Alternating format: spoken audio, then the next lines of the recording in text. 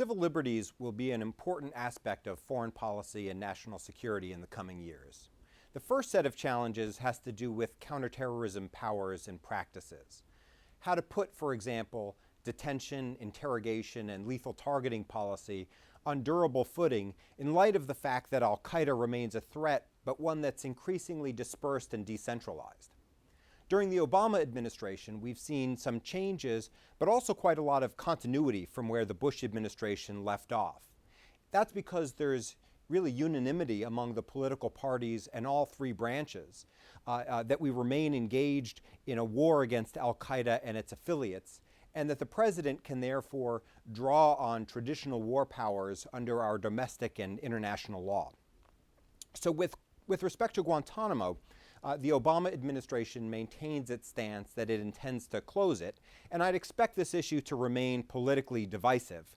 The reality, though, is that due to congressional restrictions that make it impossible to bring Guantanamo detainees into the United States, Guantanamo is going to stay open for the foreseeable future.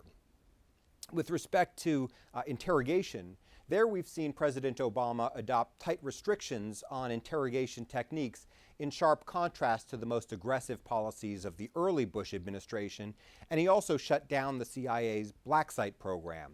Some Republicans have been highly critical of this, arguing that aggressive interrogation techniques were successful, but I think it's actually unlikely that we'd see a very dramatic pendulum swing back in the other direction.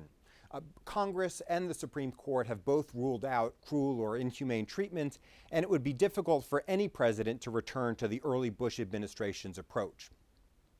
With respect to the related issue of lethal targeting, again, there's consensus between the political parties that this policy should continue, and indeed, the Obama administration has expanded the use of drone strikes and even defended them against U.S. citizens in certain limited circumstances. There are important questions, though, going forward that any president will face in how to define the limits of such lethal targeting. A second major set of civil liberties challenges facing the U.S. government has to do with privacy rights. How to protect privacy in the context, for example, of terrorism threats, cybersecurity threats, and modern information and communication technologies. So with respect to counterterrorism and domestic intelligence, the big privacy debate since 9/11 has so far centered on issues of information collection, like whose communications can the government monitor and with what sort of oversight. Going forward, though, a big issue will be what sort of data the government can access from private hands, like information that citizens provide voluntarily to commercial companies, and what may the government then do with it? How may the government analyze and store the massive amounts of data available on citizens in commercial hands?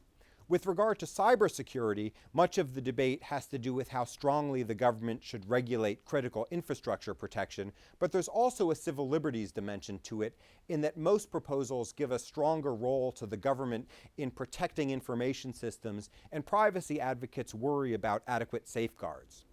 Finally, public concern in the United States has been shifting to the issue of data privacy with respect to corporations, how to regulate what companies do with data about individuals that they accumulate commercially, and there's growing pressure for regulatory reform in this area. So any administration is going to need to try to strike proper balances between privacy advocates and corporate industries that use that data.